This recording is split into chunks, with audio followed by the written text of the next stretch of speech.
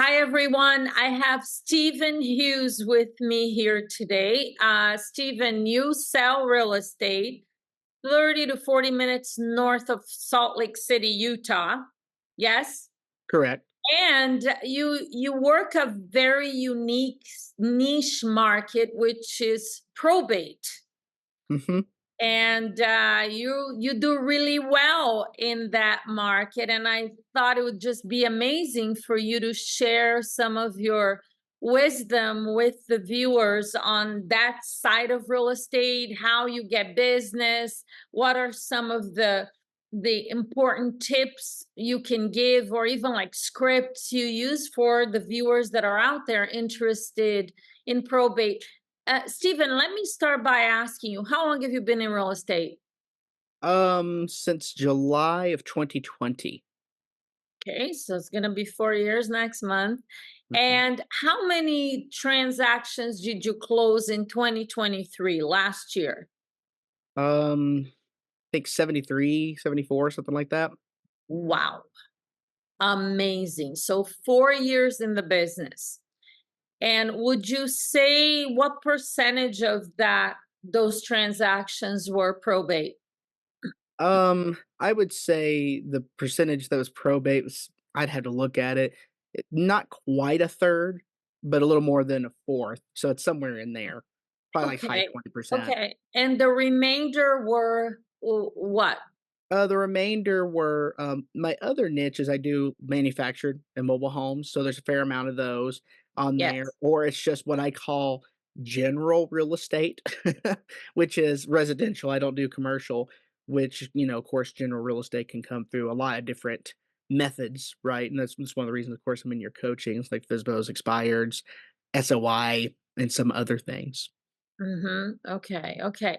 So let's talk about probate. I honestly don't know much about it. So, like, fill us in for someone who's interested in going after that kind of business.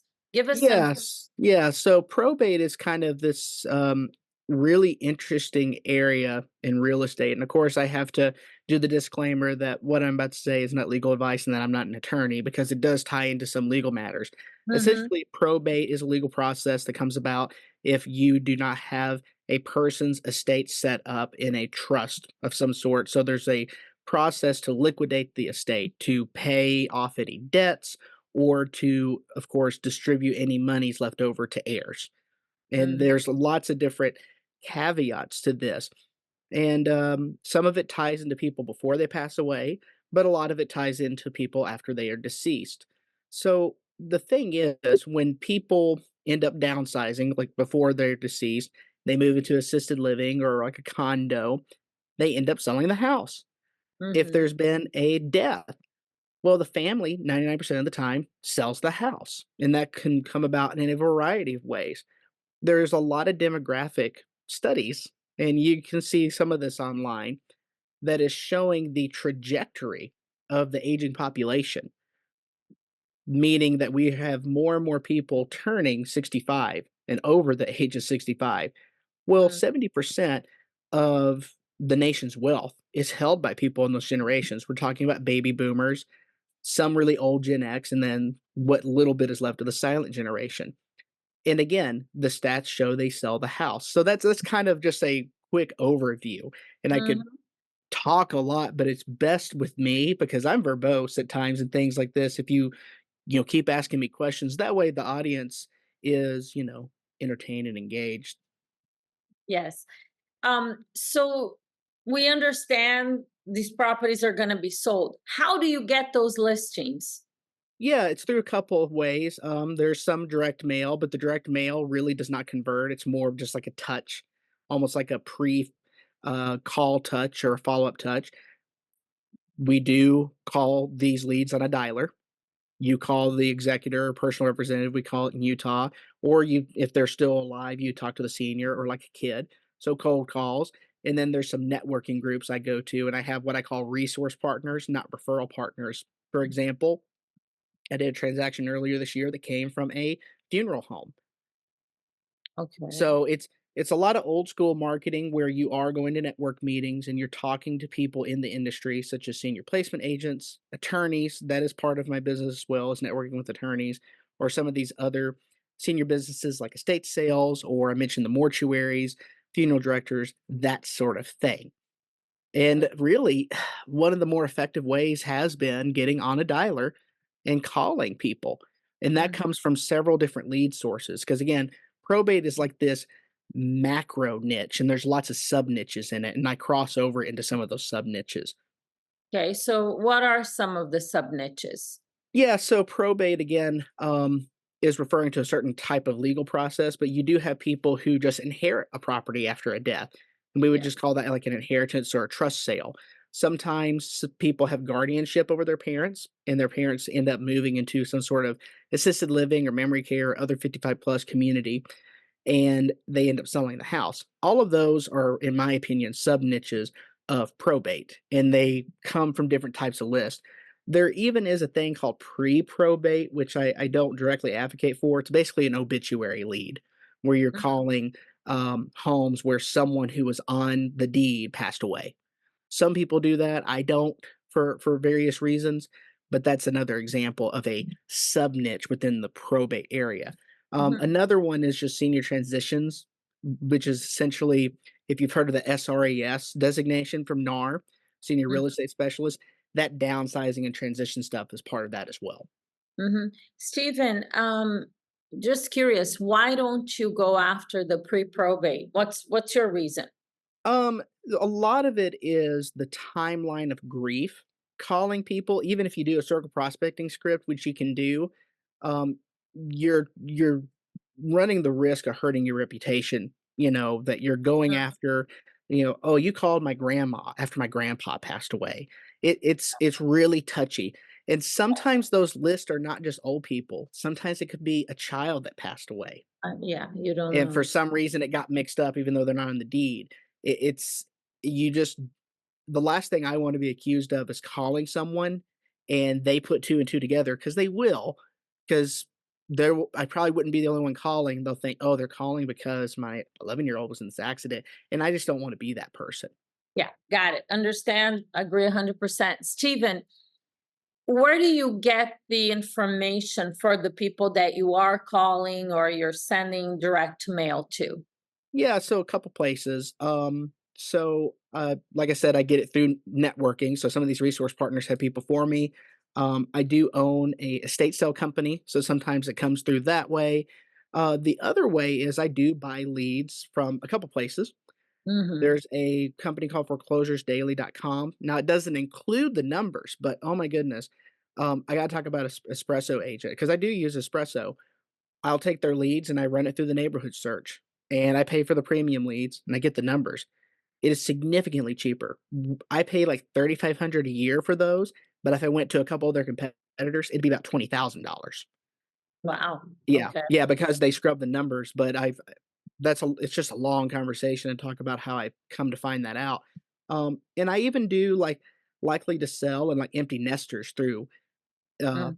espresso agent because those are services that come through the neighborhood search, and there's Mhm. overlap there. The only other lead source I pay for is I do call people who have reverse mortgages, and that comes through a company called the Share Group. So I Mm. have along what we call the Wasatch Front, which is like my county and a couple of the others here in the Salt Lake Valley. Mhm. I have the records of everyone who has a reverse mortgage. Mhm. And you said, you're calling foreclosures or pre-foreclosures as well? No, no, I'm not. The name of the company is Foreclosures Daily because they do sell that data, but they Okay. sell other types of data as well. Okay, you're using them for the probate. Correct, correct. When you send direct mail, how often and what is like the basic stuff that is written on those letters? Yeah, so, the numbers on direct mail are not great. And I Mhm. have a lot of opinions on this. Um, it's really great if you're an investor, especially if you're pushing the cash offer, because people will keep those letters. So we do have a little bit of that language. We talk about a network of businesses where we can help put them in touch with an attorney or do an estate sale, repairs to the Mhm. home, of course, sell the home, whether on market or off market, and not only do one or two letters. and we put in there to keep it. Some people will teach you gotta mail them, every month for a year or 2, but, I do make a good living, but I don't know why I'm this way, but I'm very frugal, and I think, "Gosh, like, do I really need to send a different version of the same letter 12 times? Because Right, 'Cause I've right, got right. it down to a science where with the postage, the ink, the letter, and the envelope, it's 74 cents, Yeah, absolutely. Well, and you said you're calling them, which is so which is effective way more effective, ultimately. and it's Right. significantly cheaper. Okay, perfect. So you're sending the letter out, maybe you'll get some response or some interest from that, but it's really the follow-up call that is what's getting you most of the business then. Yeah, and I forgot to mention this, and even before our call, I haven't mentioned this to you, but I think it's important because there's a lot of agents that wanna get into a niche, and a niche like this isn't something you can do just as a first-year agent. You got to get some traction underneath your feet in a general transaction because these are pretty complex. These are very complex transactions, especially when there's legal matters. Okay, so Um, yeah, explain what you mean by give us some examples. Why is it yeah. complex? What's up? So they can be complex because you could be dealing with there's a divorce that was going on. But yet Mhm. they're selling the house because of the decree, but one party might be moving to assisted living. Well, that makes it a senior transition transaction, but then you're having to deal with the divorce on top of it. There could be a Mm, bankruptcy that's involved with it. Sometimes you have heirs that are disputing things. So there's a lot of personal conflict. Um, if it's a trust sale, you have to adhere to what's in the trust. Really, you're having to again, not an attorney, but you're having to really look at these legal matters under a microscope. And typically, the homes or issues themselves, they haven't been updated since the 70s or 80s or before. They're in lack of repair. You have to be able to give them a investor cash option, whether on or off MLS. You have to be able to maybe buy it yourself because there could be a safety issue or a health issue. I had one just the other week where the lady was moving to assisted living, but it was a call originally from Adult Protective Services, but it was a senior placement transaction. There's just a lot more to it than just your standard marketing and standard mm, steps. There's all these extra layers on top of a general real estate transaction where you're doing what I call base marketing. mm, I pay for an appraisal on a lot of these probate deals because again, people are wanting to be paid out a certain amount. And we have to know budgets if they're moving to assisted living because right, some of right, those places are paying 4 and $5,000 a month in rent. right. So again, just much more exact in terms of the business you do there as opposed to just a general transaction.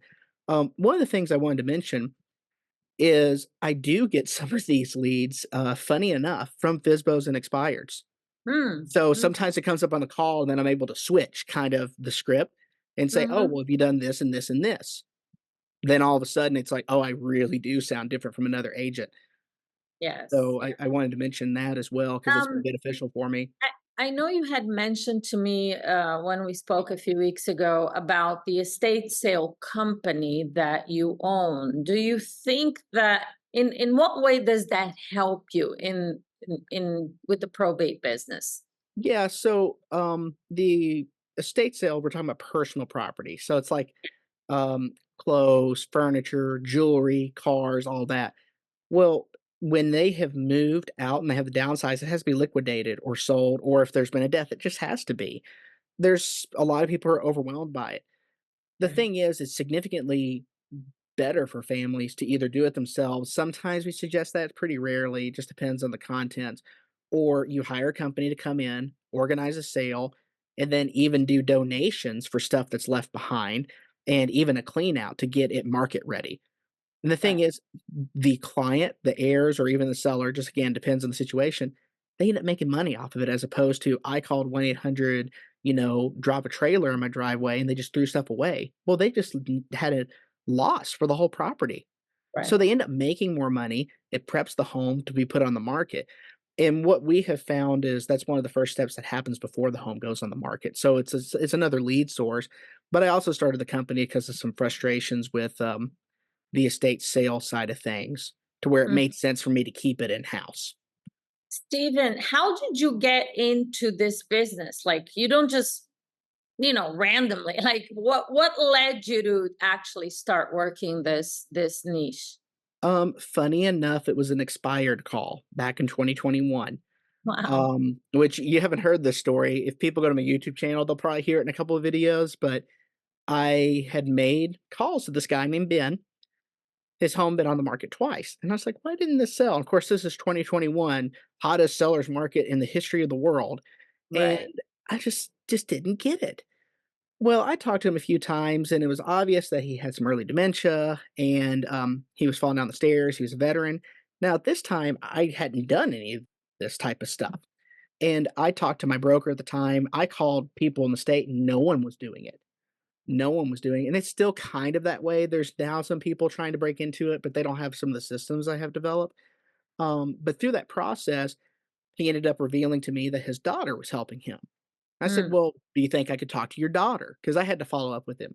Well, I mm, talked to her and she said, "Oh, you're the first agent that's talked to me. My dad's called all these agents, so they've called him. Let's meet at the house Thursday." She had him sign it, like we talked about it. They felt comfortable, sold the house. And through that process, I just learned a bunch of stuff kind of by accident. And I took a step back and thought, what did I just do? And this was like really complicated, but yet these people were really happy because mm. no one could do it for him. Even an investor couldn't do it for him because it's, again, a longer story. So I got into it by accident, and then I just started reading books and trying to figure it out. Yeah, amazing. And look what it's led to. Stephen, talk to us about the script over the phone. When you call, let's say it's your first call, what information do you typically have in front of you? Do you know who you're speaking with? Do you have a little bit of background on what's going on? And what Mhm. is the script like? Yeah, it depends on the lead source, but if we're talking like a strictly probate lead where there's been a death and an executor or personal representative has been appointed, I'm trying to call the personal representative because they're the decision maker. I've sent a letter beforehand, and I call them, and, I'll try to role play it. I basically, it's like, "Hey, is this Rob?" "Yes." "Hey, this is Steven with Hardship Real Estate, non-delaying estate sales. You probably got our letter in the mail." And they'll say yes or no. It's like, "Well, if you haven't, it'll be there." We offer a lot of complimentary services to families going through what you're going through because you're through the probate process, and we just basically talk. It's not even, like, that hard of a script, and we get to the point of they start saying some of the things they might need. Because if you come into me and they're like, "So, did you think about selling the house?" That's mom's house. You can't do that. You're Right. all of a sudden an ambulance chaser. So that's Right. why I have some of the other services to help them, because Mm, it is an overwhelming process. We talk about like, hey, we offer home repairs. So I have contractors, and it's really, how can we help you? And I have a mm, separate entity that I do that under as well. It's not just hardship real estate, my brokerage. So, and some of that's trademark and still working through a couple legal things. So I can't say it out loud on the call, but we talk about some of those smaller issues and you kind of build your way up to, well, what's the plan with the house?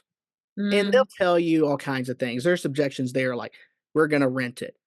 Oh, okay. Well, are you going to use a property management company because you told me you live in Colorado? So who's going to manage it?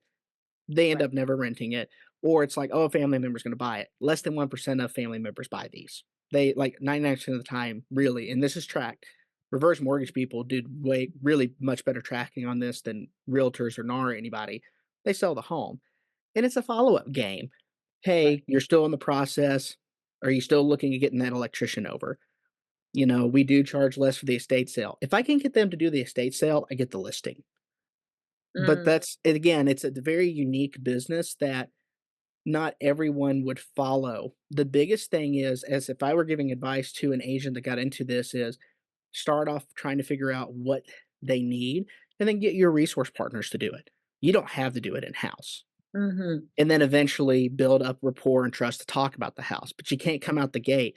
Sometimes I do just a circle prospecting script, like a just sold, because mhm, it's a very emotional, sensitive nature. I still right. call divorce leads, for example, and I never would call a divorce lead and say, "Hey, it looks like, you're getting divorced, so did you think about selling the house?" It's never like that. Right. So, it's either a circle prospecting script or, "Hey, I recognize you're going through this. We saw this through the probate records. This is what our business does.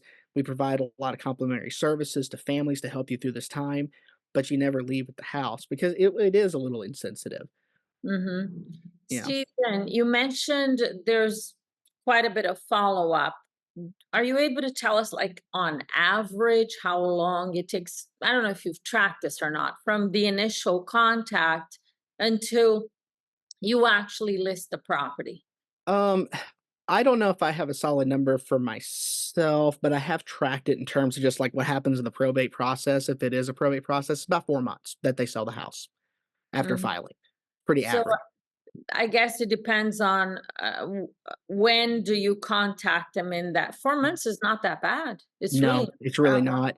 The ones like if they don't convert within 4 months, they're probably going to sit on the house for a few years because there's legal problems or there's interfamily problems that are tying them up in litigation. bad. Which there's Mm, nothing I can do about that. right, right, right. And Okay. I would never give that advice to anyone. You're not a counselor, you're not a therapist, you're not a lawyer.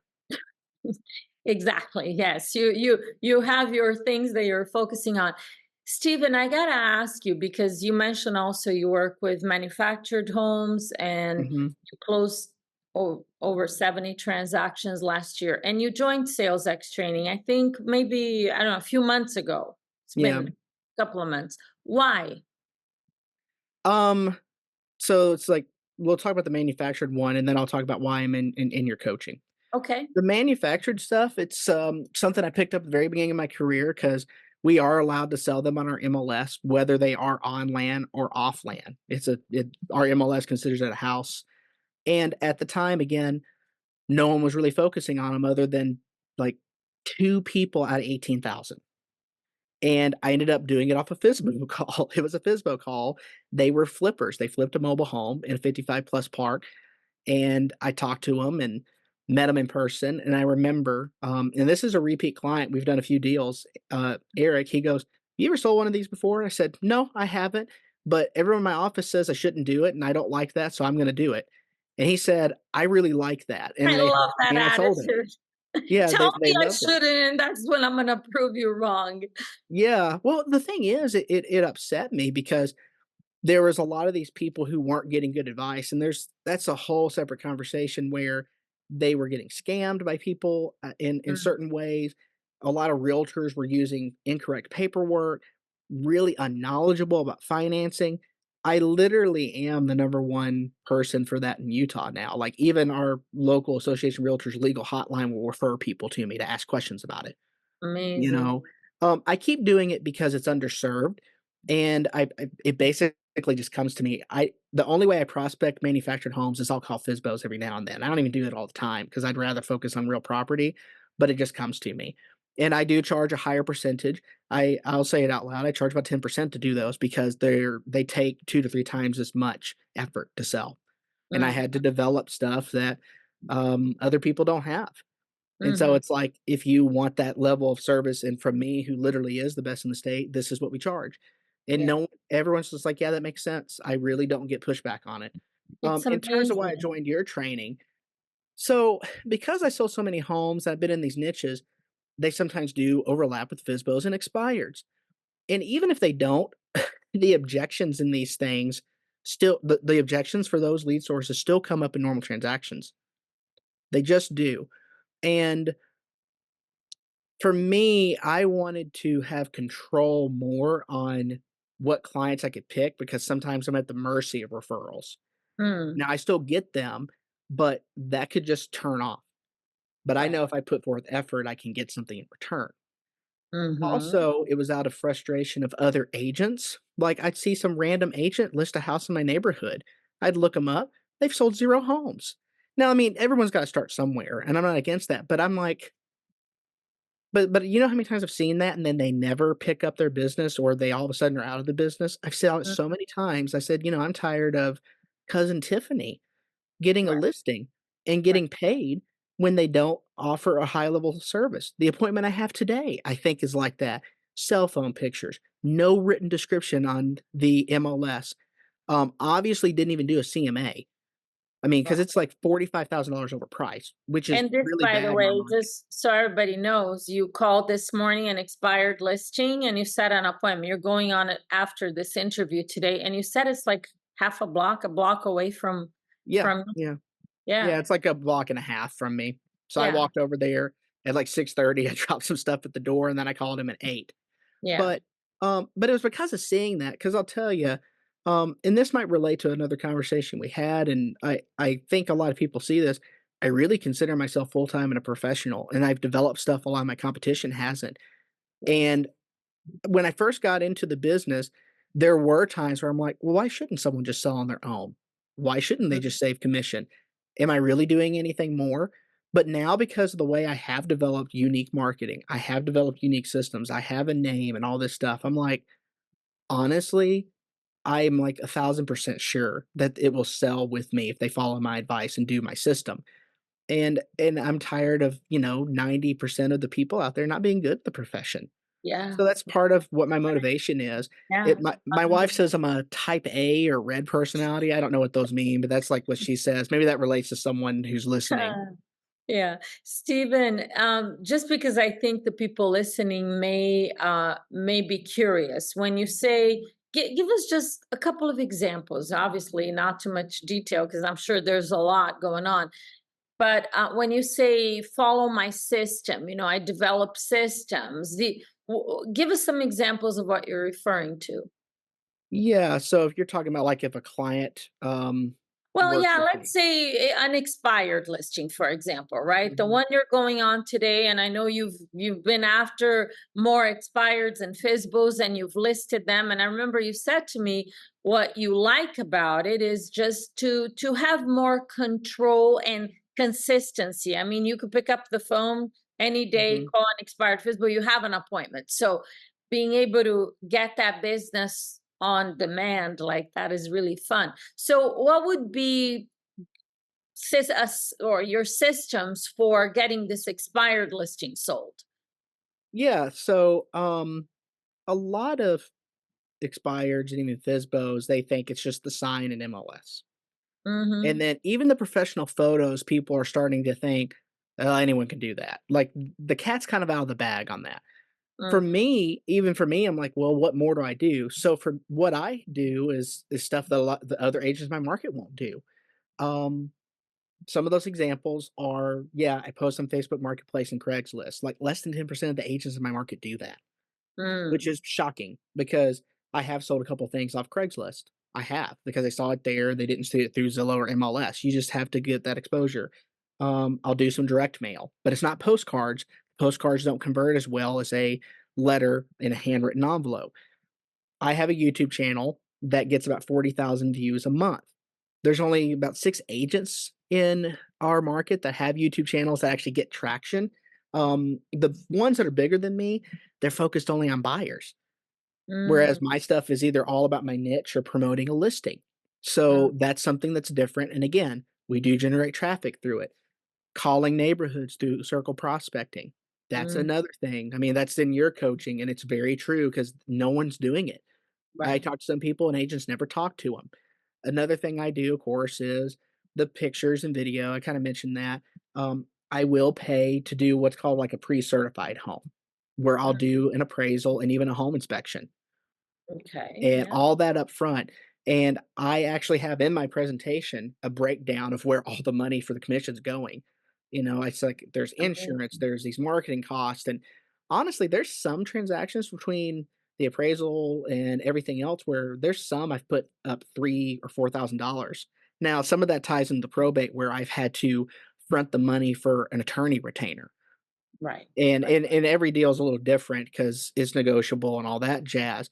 But people who claim we make too much money, I'm like, I can show you through the real statements where the money's going. Right. You're I'm not investing li in your business as well. I mean, you Yeah. obviously you're making money, Oh, but yeah, yeah. you're But it offering great service. Yeah, but I Steve, don't have some, like, 90% profit margin, which is what people think. right. Exactly. Yeah, you're not like the Beverly Hills reality TV type agent here. Stephen, how do you get an expired listing to price their home correctly?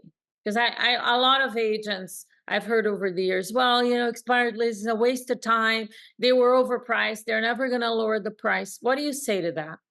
It's different than your coaching. Are you okay if I say this? It's a little No, bit that's because fine. Yeah. Well, because I still I would say I copied kinda what I was already doing, and I might change this.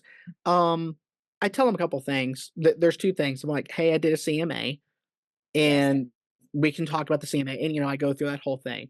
But I Mhm. kinda push them towards the appraisal because I say, Oh, "Mr. Seller, yeah. in the end, you and Yeah. I don't set the price, it's the bank." The Right. market, but really the bank if there's a loan, which majority of the time is gonna be it. I Mhm. like for us to go ahead and get an appraiser to come in. Let's see where that appraisal's at. Now, the buyer's probably gonna do their own appraisal with their lender, but in the end, I don't make a decision on price, Mr. Seller, and neither do you. But let's do this appraisal, see where it's at. And, all the time they'll do what the appraisal says. Now, a couple times they'll ask me, well, what if it's but I don't agree with it. And I say, Mr. Seller, in the end, it's your house. If you want to price this house that's worth 320,000 for, $700,000, in the end, I have fiduciary responsibility to you. I'll do that. Now, I don't know why you'd want to do it because it's not going to sell. But if that's really what needs to happen and you want to do that, then I'll do it. It's Mm. so ridiculous. No one ever Yeah. does. Yeah, no, the appraisal, I don't say it as like an initial listing presentation tool, but Yeah. it's 100%. I actually talk about that. So do you take the listing when you're there? Like let's say your initial conversation, or will you wait for the appraisal to come in and then sign the agreement? Because I'd be a little nervous about that. I want the commitment of the listing. How do you handle that? Our listing agreements don't have price on it because price is a moment in time. I think that's one of your lines too. Yes. It's true. It's a Yeah. snapshot. I Yeah. mean, the thing is I could take a listing and maybe they're not ready for a couple weeks. Right. And, the market really can change that quickly. I've seen it, Yeah. especially in the The past couple of years, I've overnight, seen it. actually, yeah, Yeah, I've totally. seen it. So it's they have to commit to me. I say they have to retain my services, Right. that I Okay. would not spend money up front. That doesn't make sense as a business. Mhm. Because and I think that's one thing in the professionalism as agents is a lot of people want to just like give, give, give, like all this free stuff up front. And that's again one reason I'm in your coaching. It's the set the appointment and be direct. You're there to sell their house. You're not there to be an 100%. educator and guide. And here's all this free stuff. And it's not that I'm being cynical. I don't think customers respect it. They think I agree with this. you They 100%. think this Oh, guy has all this time just to like send me all this free stuff. yep, Um, it's almost like they think less of you. I Like agree he 100%. they're it's like it gives off such desperation. My Yep, thing is this, if people want those materials, they can go to my YouTube and website. It's all there. right. I don't need to call them and say, "Oh, here's this, free thing. Here's this free thing, and how you feeling today?" People Yeah. don't want that. They want, "Hey, we can do it, and we can do it today." That's right. Motivated sellers are looking for a knowledgeable professional experience, and you bring all of that. They're not someone. I agree. Like they lose respect for the agent. Like, yeah, I'm willing to work for free. It's like, oh, what kind of agent are you? Because the ones, Mhm. the knowledgeable professionals don't do that. So you and I are on the same page. So they do sign the agreement, and then you do the. Yes.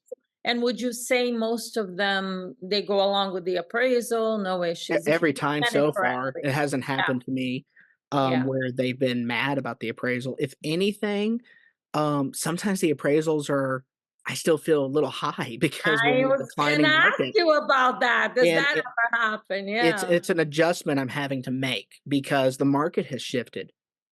It's Mm, like in my county, I'm in Weber County, not Salt Lake County. yeah. Compared to a year ago, our listings are up 27%.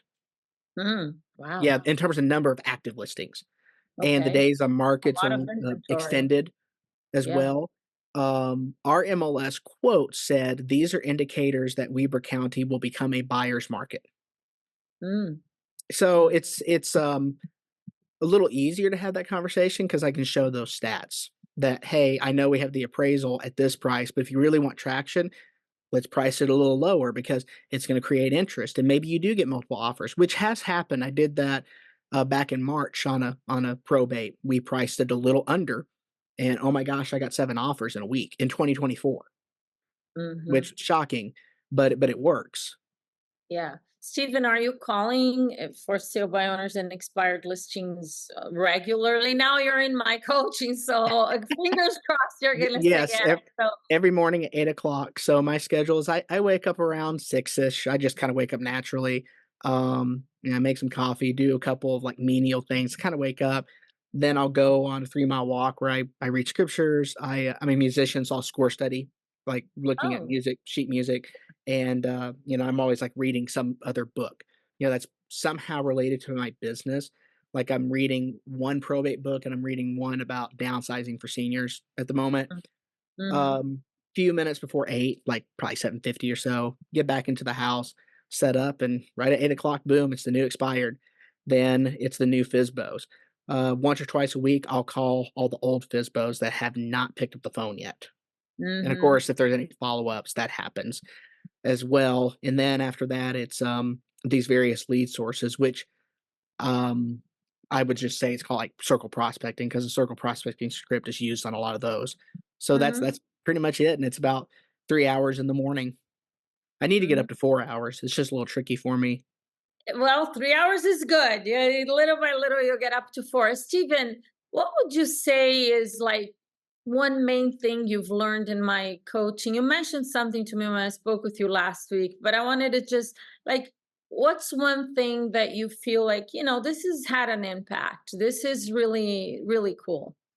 I might have mentioned this on the call also already, and if I said something different on the call to you, No, you that's should fine. tell me because I'll be like, oh yeah, I totally feel that way.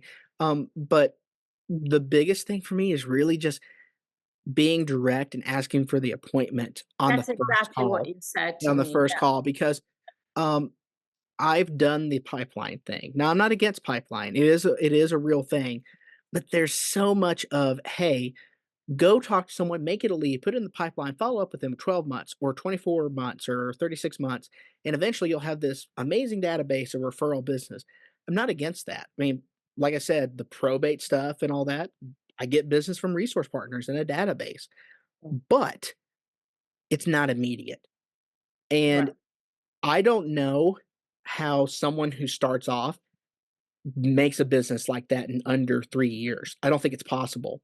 And there's Mm, people who are just like, "Oh, just collect the database, and, like, a year down the road, you'll get a listing." Well, that right. just doesn't make sense because you're in this to actually make it a profession. It's not a hobby. It's not a side hustle.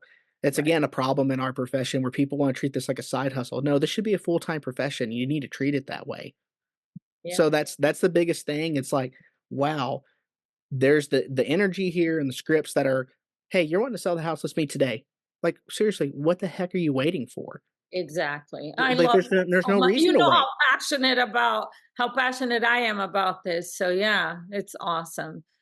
You know? Very good. Stephen, for any agent, a lot of the agents on my YouTube channel, they're either starting, they just got a real estate license, they're brand new, and some are struggling. They've been in real estate for a while, they're just not making as much money or having the sales that they would like. What would be like some advice that you would give for these agents to have success? Um, I think a couple things. Mm, So, you gotta get away from the idea that open houses and buyers are easy business, they're not. I mm, think they're harder than making the calls. mm. Making the calls is boring, but you'll make money much more quickly. So go ahead and just make the calls. Doesn't matter the lead source. You can just call your neighborhood, just call people, talk to people. It's a contact sport. You need to talk to people to get business. Like Yes. either talk to them on the phone or face to face, and you can do that a couple of different ways. I don't think there's any shame in having a part time job when you start off, but you Mm, need to have the goal that at a certain point I'm quitting. I did that. I wasn't really full time until I want to say it was September 2021. I wasn't full mhm. time. I Okay. was working almost full time, but I still had another job because I was Wow. nervous. But I probably could have quit. That's amazing. Thank you for sharing that because I'm sure Yeah. a lot of people here they're listening, they can relate. They're like, whoa, you made it happen. Yeah, I probably could have quit in March or April, but, it's like I'm married and have a kid. It was scary for me. And I Hmm. got to a point where I'm like, I am not gonna grow this business without quitting the job. Right. I mean, it's not physically possible. I think we overestimate some of our abilities at times. I guess that's the third piece of advice is less is more. You Mm, don't need to have a CRM and like all this follow up and bomb and homebot, and you don't like one, you're gonna go broke, but two, you don't need all this stuff. Just talk to you really literally just need to talk to people. Yeah. Yeah. And that's Oh, just the business. That's that's the great business. advice. Great advice. And what you said earlier, just use a script that's direct so you have business now. So you're not like, waiting months or who knows how long to get business. Stephen, thank you so much. You provided so much great information and value.